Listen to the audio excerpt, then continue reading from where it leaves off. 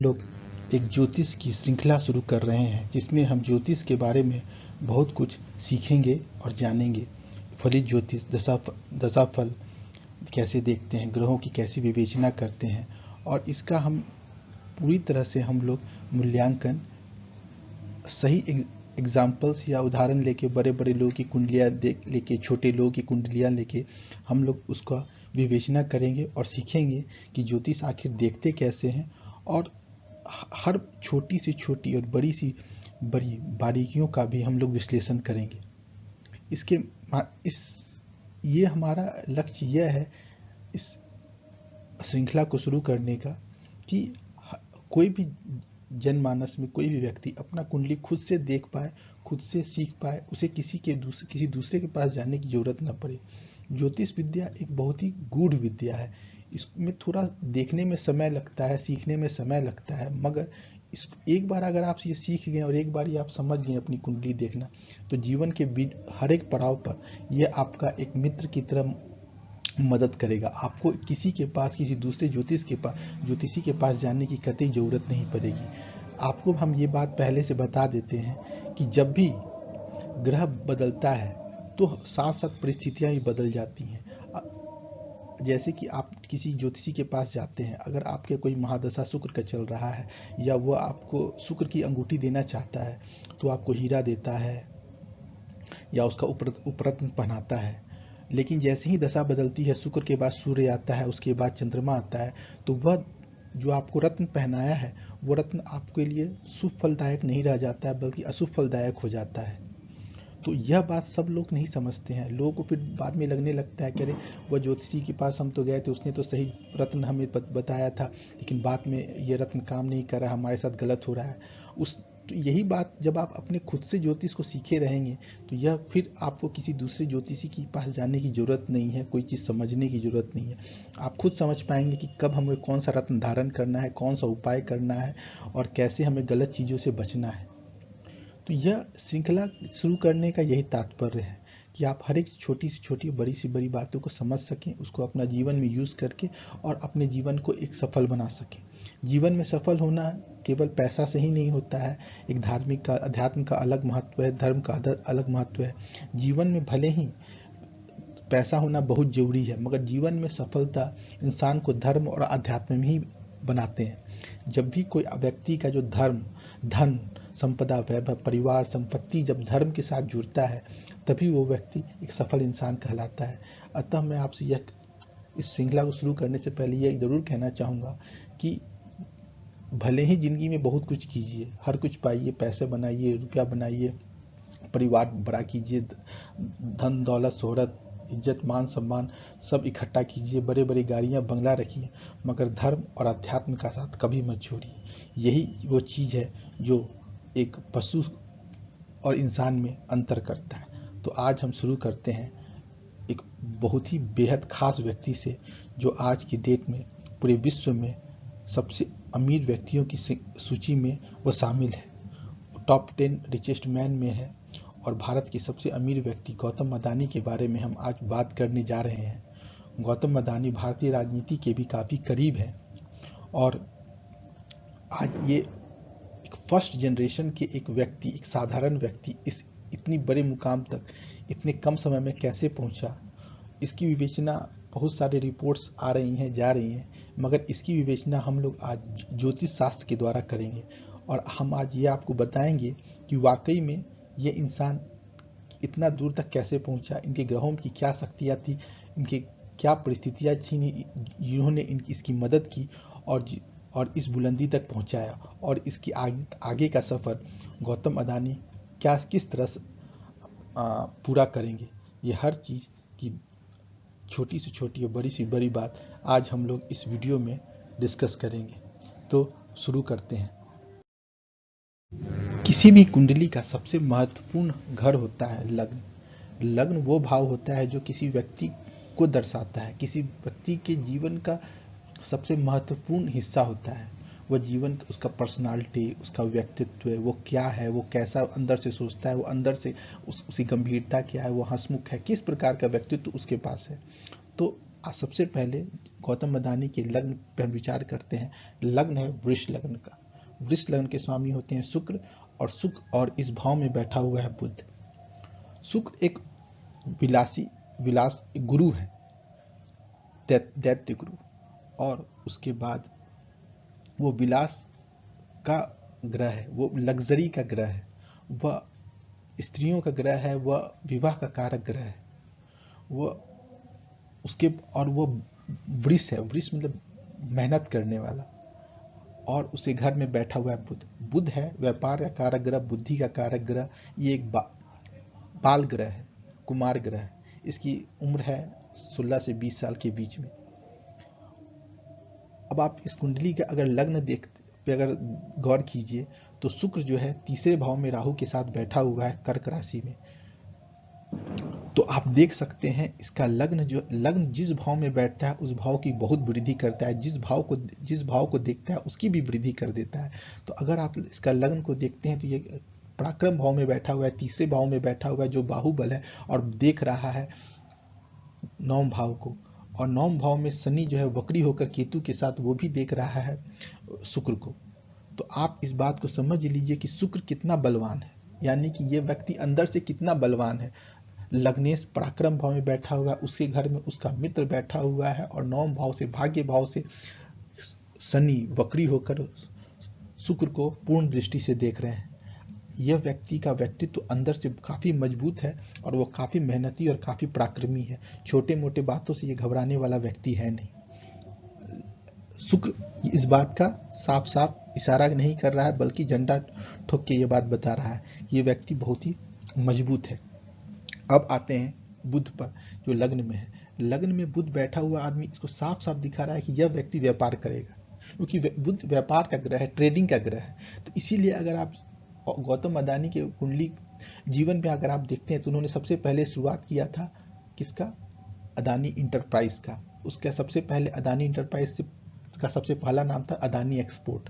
तो क्या एक्सपोर्ट मतलब क्या? क्रय विक्रय, खरीदना बेचना। तो यही बुध का काम है। तो अगर आप देखिए तो सबसे पहले शुरुआत इन्होंने उसी से की थी।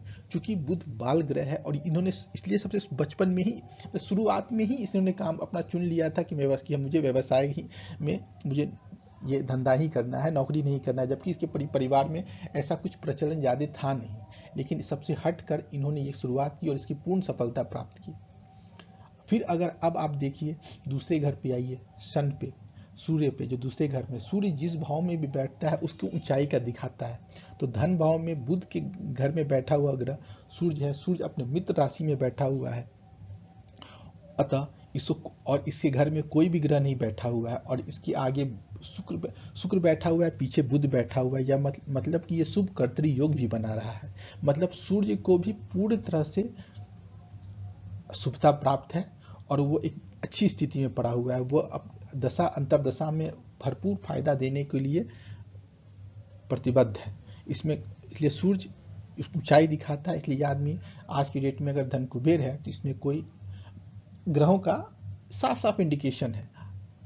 बहुत सारे मुझसे व्यक्ति पूछते हैं जो मेरे पास जो कुंडली दिखाने के लिए आते हैं। मैंने हजारों कुंडलियां देख चुकी हैं, और आज मुझे करीब 30 साल का अनुभव हो चुका है ज्योतिष शास्त्र में। तो मैं आपको ये बताता हूँ कि मेरे पास हजारों कुंडलियाँ आई हैं, हजारों क्या 10,000 कुंडलियाँ मैंने देखी होंगी, छोटी से बड़े सभी लोगों की कुंडलियाँ देखी हैं। तो मैं आपको ये बात बताऊंगा कि कुछ आप कह सकते हैं कि अरे क्योंकि ये आदमी इतना ऊंचा चला गया है तो आप ये कह रहे हैं कि इसका ये धन्ना सेठ है, धन कुबेर है।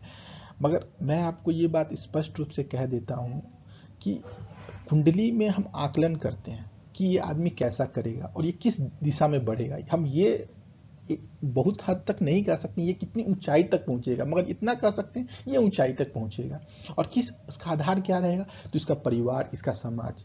तो जब आप कुंडली को देखते हैं तो आप इसकी जब परिवार और समाज को देख लेने के बाद जब आप कुंडली का आकलन करते हैं तो आप बता सकते हैं कि किस दिशा में जाएगा और कितना जाएगा। तो अगर आप देखिए तो बाकी सब भाई परिवार में ये व्यक्ति का कुंडली मजबूत दिखा रहा है, इसका मतलब ये बाकी सब परिवार के जो लोगों थे उनसे ये अच्छा करेगा, और वाकई में ये अच्छा कर रहा है, क्योंकि ये कुंडली में साफ साफ दिखाई देता है।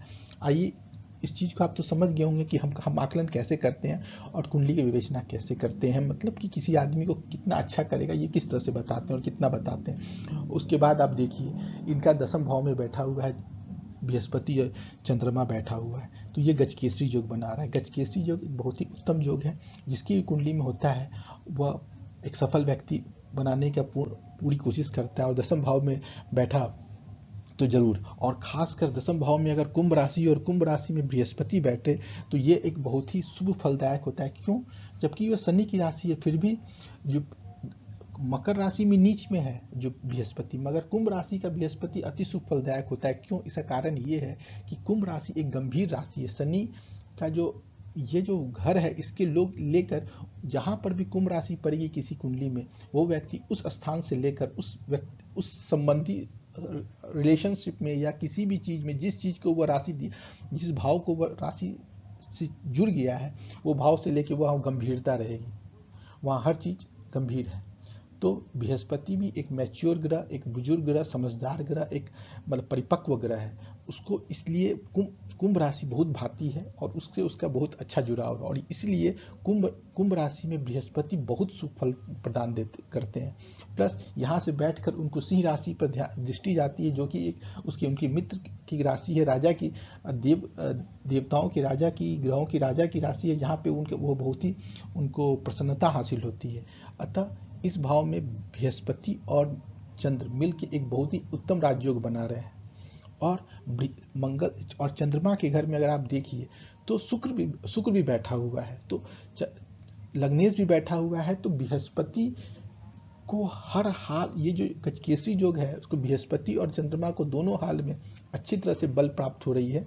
अतः ये गजकेसरी योग एक सफल गजकेसरी योग है। कुंडली में हजारों कुंडलियों में आपको गजकेसरी योग मिल जाएगा, मगर गजकेसरी योग में भी कितनी गहराई है इस बात को देखने के लिए कुछ गहराई में उतरना पड़ता है, तब जाके आप ग्रहों के योगों का फल बता पाइएगा कि सच्चाई कि आखिर वह ग्रह कितना फल देगा। तो इसमें थोड़ा अनुभव के साथ आप धीरे धीरे सीख जाइएगा। बस आप चलते चलिए, मैं बताते चलूँगा। कुछ भी आपको डाउट हो कमेंट बॉक्स में पूछिए, मैं आपका डाउट क्लियर करूँगा। इसमें कहीं कोई दिक्कत नहीं है, धीरे धीरे सही, लेकिन हम लोग अपने मंजिल तक पहुंच जाएंगे और हर एक जनमानस का हर एक व्यक्ति ज्योतिष सीखना समझ जाएगा। मैं आपको ज्योतिष के महत्वपूर्ण सूत्रों का भी वर्णन करूंगा एक एक करके, ताकि आप उसको समझ सकें। लेकिन शुरुआत हम एक इस व्यक्ति की और इस कुंडली से इसलिए कर रहे हैं क्योंकि आज की डेट में ये व्यक्ति बेहद खास है, और इस चीज को आप जोड़कर भी आप समझ सकते हैं। अगर मैं ऐसी व्यक्ति या कुंडली उठाकर विवेचना करने लगता है जिसकी कुंडली जिसको आप जानते नहीं है, जिसका आप नाम नहीं सुने हैं, जिसका क्या हो रहा है उसके बारे में नहीं जानते हैं, तो शायद थोड़ा मुश्किल हो जाता है। इसलिए मैंने शुरुआत एक जाने माने व्यक्ति से ही की है, जो एक आज की डेट में धन कुबेर धन्ना सेठ है। क्या कहूँ, धन कुबेर सबसे बड़े कुबेर अभी हैं, भारत के सबसे धनी व्यक्ति और विश्व के भी धनी व्यक्तियों में इनका अग्रणी धनी व्यक्ति हैं। आइए इनका अब शनि और केतु का विवेचना करते हैं। शनि वक्री है। वक्री ग्रह अगर लग्नेश का मित्र हो और वो वक्री हो जाए तो आप मान लीजिए वह वक्री ग्रह इस कुंडली के लिए अति शुभ फलदायक है। और वह केवल उच्च का नहीं होना चाहिए। अगर उत्तर काल मित्र एक ग्रंथ है, ऋषि महर्षियों द्वारा लिखा गया हुआ, उसमें साफ साफ कहा गया है अगर वक्री ग्रह उच्च राशि में छोड़कर कहीं पर भी होते हैं तो वह बलवान होते हैं और अति सुफलदायक होते हैं। और कई जगह ये लिखा गया है वक्री ग्रह के बारे में कि अगर वक्री ग्रह को छोड़कर कोई भी ग्रह शत्रु राशि में भ्रमण करता है तो उसका बल 1/3 हो जाता है। इसका मतलब है वक्री ग्रह का बल 3 गुना बढ़ जाता है उच्च राशि में छोड़कर, अगर वह किसी भी राशि में हो तो। उच्च राशि में वक्री ग्रह नीच का फल देता है। अतः इस चीज को आप समझिए कि ये शनि इस भाव स्वर अपनी राशि में बैठकर केतु के साथ अत्यंत शुभ फल प्रदान कर रहे हैं गौतम अदानी को। किसी स्वराशि ग्रह के साथ केतु अगर बैठ जाए तो केतु उस स्वराशि ग्रह का बल 5 गुना बढ़ा देता है। तो समझिए, पहले तो शनि अपने 9 भाव में स्वराशि है, उसका बल कितना बढ़ गया। पुनः वह वक्री है, उसका बल अब 3 गुना बढ़ गया। पुनः उसके साथ केतु बैठा हुआ है स्वराशि का, उसका गुण 5 गुना बढ़ गया। यानी कि नॉर्मल किसी ग्रह से इसका 30 गुना, 3 गुना नहीं 30 गुना बढ़ गया है। स्वराशि होने से बल दुगुना हो गया, वक्री होने से 3 गुना हो गया, और केतु के साथ स्वराशि केतु ने मिलकर उसका 5 गुना उसको बल बढ़ा दिया। मतलब 2 × 3 × 5 30 गुना ये शनि बलवान है भाग्य भाव में। अब चूंकि तो ये आदमी अति भाग्यशाली है, भाग्यशाली में भी अति भाग्यशाली है, या कहिए कि भाग्य इसके लिए ही बना है, ये आगे आगे है, भाग्य पीछे पीछे है, इतना अत्यंत भाग्यशाली है।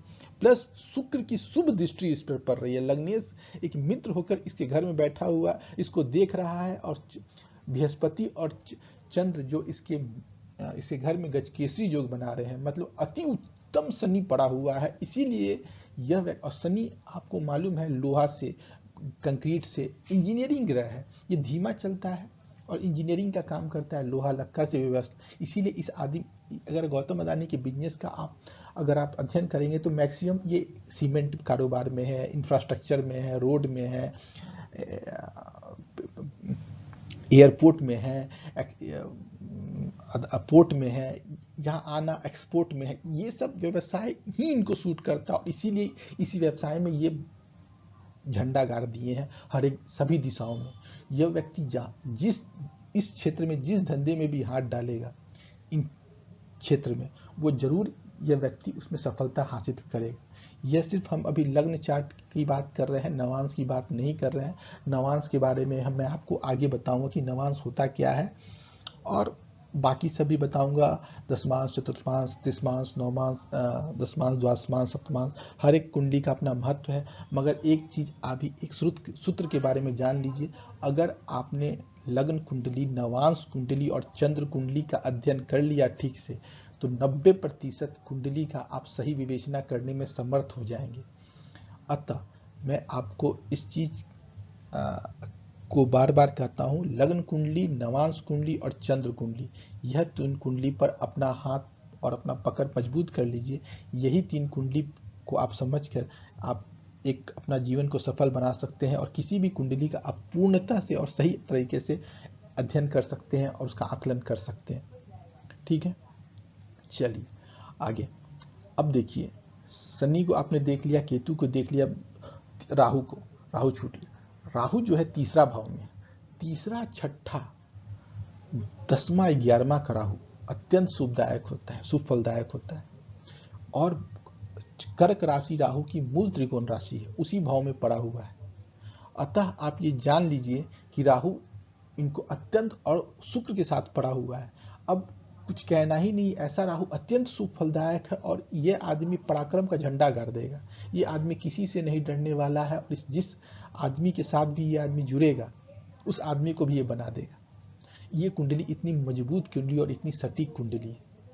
ये एक बहुत ही उत्तम कुंडली है, मीन्स धन के लिए, कारोबार के लिए, बिजनेस के लिए ये अत्यंत ही अच्छी है। और ये व्यक्ति को व्यापार की खूब अच्छी समझ है, तो ये आप तो समझ लीजिए। अब आते हैं मंगल पे। मंगल देखिए 12वां भाव में है, स्वराशि है, सब छठे घर पे नजर दौड़ाए हुए है, तीसरा घर को भी देख रहा है लेकिन नीच दृष्टि में देख रहा है, और अपने सप्तम भाव को देख रहा है, अपनी राशि को देख रहा है। तो पत्नी के साथ और व्यापार में जिनके साथ भी ये साझेदारी करेंगे उनके साथ भी उनका सहयोग प्राप्त होगा। बस बुध एक जो है सप्तम भाव को देख रहा है, वो एक शत्रु राशि होकर देख रहा है, मगर वो भी शुभ और शुभ ग्रह है, कारक ग्रह है इस कुंडली के लिए, तो वो भी शुभ फलदायक ही होंगे। और जुपिटर और गजकेसरी जो बृहस्पति और चंद्रमा बना रहे हैं, वो भी लग्न को पूरा प्रभावित कर रहे हैं। ये भी एक फार्मूला नोट कर लीजिए कि जो भी ग्रह कहीं पे भी बैठा होता है अपने से चौथे भाव के ग्रह को पूरा प्रभाव डालता है। तो ये गजकेसरी जो लग्न पे पूरा प्रभाव डाल रहे हैं और कुंडली को बहुत बलवान कर रहे हैं। और बृहस्पति की दृष्टि जो है धन भाव पर भी है, और छठे भाव पर भी है। तो आप ये मान के चलिए कि ये व्यक्ति अपने शत्रुओं पर भी हावी रहेगा और उस पर दबदबा बनाए रहेगा। इसलिए इस कुंडली को एक साधारण कुंडली कतई न समझे, एक अच्छी और उत्तम स्तर की कुंडली है। और इसलिए आज तो हमने ये एनालिसिस किया है बर्थ चार्ट का, मतलब लग्न कुंडली का। हो सकता है आने वाले समय में हम नवांश कुंडली और दशमांश कुंडली का भी चर्चा करें। फिलहाल इनकी अभी दशा चल रही है शुक्र में बृहस्पति की। तो शुक्र में बृहस्पति की इनकी दशा चल रही है, तो शुक्र इनके लिए पूरा से लग्नेश है, तो पूरा कारकेश। और बृहस्पति भी जो है इनके लिए दशम भाव में बैठा हुआ है और धन भाव को देख रहा है। अतः इनके लिए अभी कोई भी खतरा या खतरी घंटी नहीं है। केवल चूंकि ये अष्टमेश भी है, तो थोड़ा बहुत इनको उठापटक और इनके ऊपर बनी रहेगी। तो हल्की फुल्का उठापटक लोगों का इन पे ऊपर लांछन लगाना बनेगा, क्योंकि अष्टमेश की जब दशा प्रत्यंतर दशा अंतर दशा आती है, तो इस तरह की छुटपुट घटनाएं होना स्वाभाविक है। तो इन तरह की घटनाएं जो इनके ऊपर आ रही हैं, तो ये आएंगी ही, जब अष्टमेश रहेगा तो आएगी ही। और इसका बचा नहीं जा सकता है इनसे, लेकिन इनको रोका जा सकता है कोई हद तक। और उसके लिए आपको कुछ उपाय करने पड़ेंगे इनको, लेकिन वो एक अलग मैटर है। फिलहाल आज के लिए इतना ही। और आपने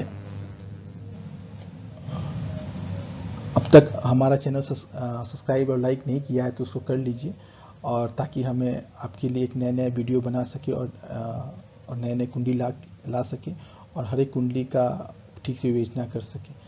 आज के लिए धन्यवाद, थैंक यू।